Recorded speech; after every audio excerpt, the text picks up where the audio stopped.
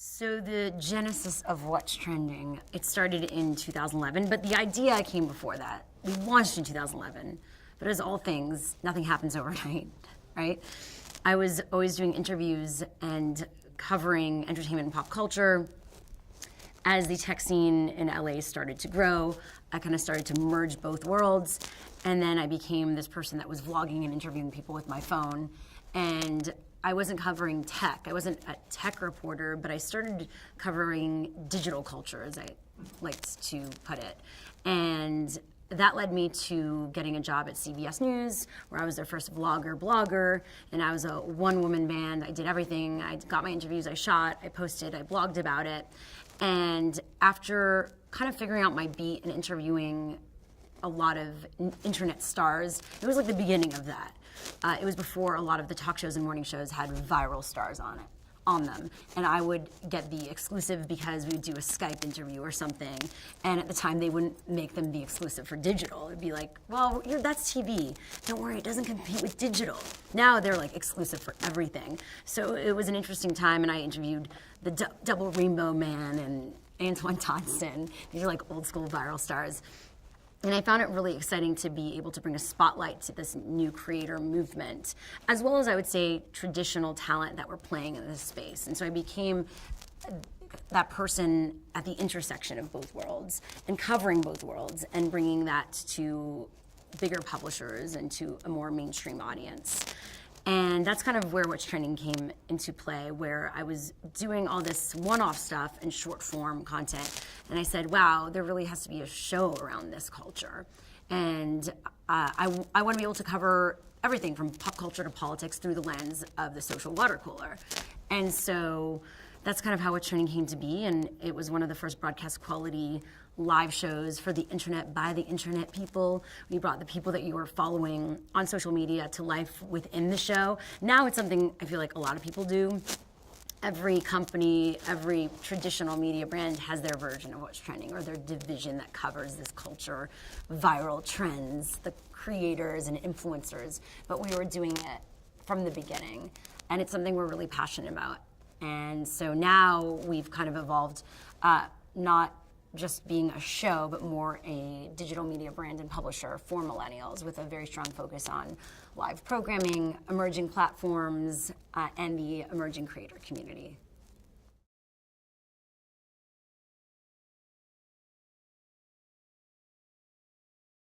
I think the word influencer came about because we wanted to put a term on this group of people who are using this new medium that we couldn't really describe or understand.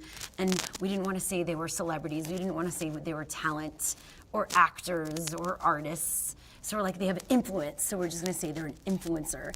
But I do believe, like any other medium, you have different types of talent that have a different place. Each one is doing a different thing, has a different expression and passion. And so in the end, talent is talent. And I don't think it's right to say one talent's more valuable or worthwhile than another, because they all have their place, and not everyone's going to be, an actress, or not everyone's going to be a filmmaker and artistic and look for deeper value and meaning in their art, just like anything. But I think there's room for that as well. Just like I think back in the day when reality TV came up, we're like, what do we do with these people? So I think everyone has influence. Everyone can be an influencer. I think it's what does your talent represent and what is your expression? And that's what we should be talking about.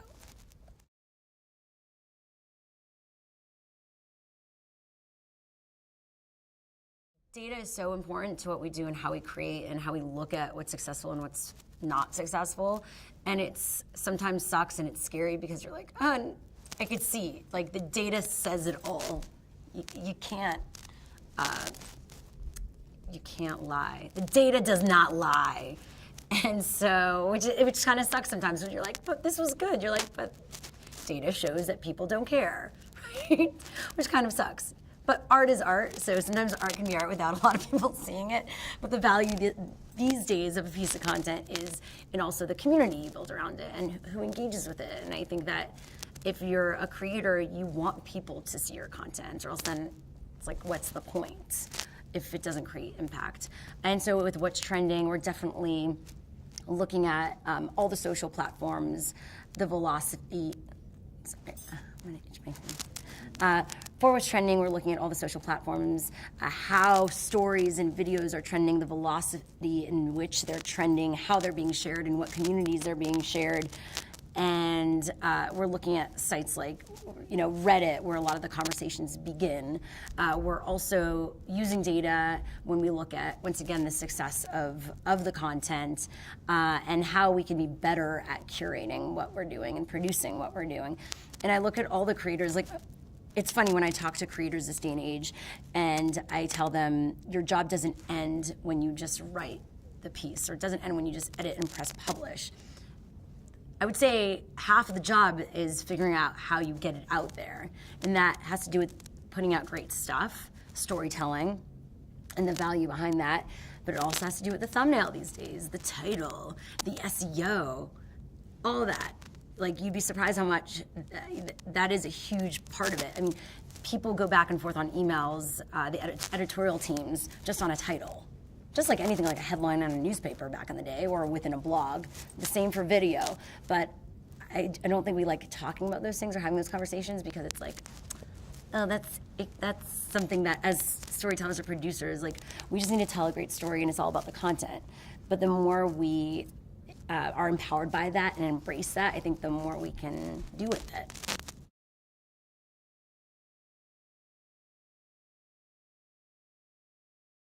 You know something is working when there are views, there's engagement around it, people care, there are comments and shares.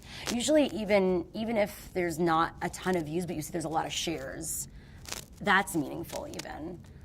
And that people want to come back for more, and when you don't post, when you're not on your schedule and people are asking, what's wrong, what's going on, that's meaningful. They're asking for the follow-up. They're asking for more. They care where the brand is going. They're part of the conversation. No longer is it that I'm a company, I'm an exec, I'm a talent, and I do what I do, and I throw it out there, and it's like, don't talk to me, there's a wall between me and the audience. If anything, my audience is what allows for my success, so I want them there, I want to hear from them. They're my focus group, they're what keeps pushing me forward and the brand forward. And if they're not there, then what's the point? Like, I'm not gonna just continue my content just because an exec says it's cool, or because someone pays me. Yes, like, if someone pays me to do it, great, but it's meaningless if there's no community and audience there that cares. It's not, just one more, it's like, it's not sustainable, if there's not an audience there engaging with the content. Yeah.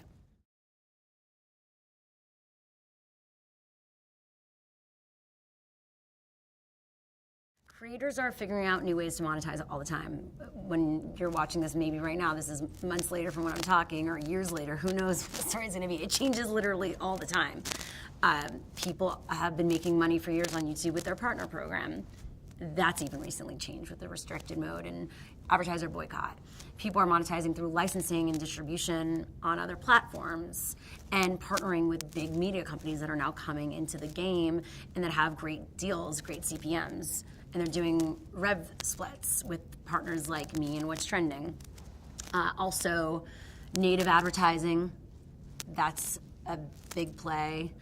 Integrations and packages, I would say mixed media packages is what I like to call it, where you're packaging your aggregate audience. So you're saying, okay, we reach 2 million people daily, so we're gonna figure out integrations into all those platforms that hit all those people every day. And it might be different on each platform, but you're getting that bulk audience. Instead of just saying, oh, do you just want YouTube? Do you just want Facebook? Do you just want Twitter integration? Or do you want a media package? I think you need to look at that. And traditional media companies will be doing that. They will say to advertisers, okay, we're not gonna just say how much we get on the TV network, but on our OTT, on our site. Like, this is the mass audience that we reach, and that's gonna be more valuable. And they're gonna use one against the other. So they're gonna say, like, okay, you wanna buy on digital? Well, we'll give you a commercial on TV. We'll like leverage one against the other. And so as an independent creator, that is awesome. The possibilities are there and opportunities are there. But it's also scary because we're in a time that you can't compete with big media companies who are having those like relationships with advertisers, like when they're legacy relationships. And even if they're not legacy relationships, they're gonna give them something extra to get that deal done that you just can't bring them. You can bring them authenticity and audience, but they still have big media spends and they want big media. And a lot of times, some of these social platforms don't provide the best data that perhaps an advertiser needs. So we all need to work together on this so that we can make this ecosystem sustainable, because we need independent creators. Like it's about us all collaborating together. Innovation happens when there's independence, disruption. And so how do you maintain that while working with the bigger companies that can scale what you do?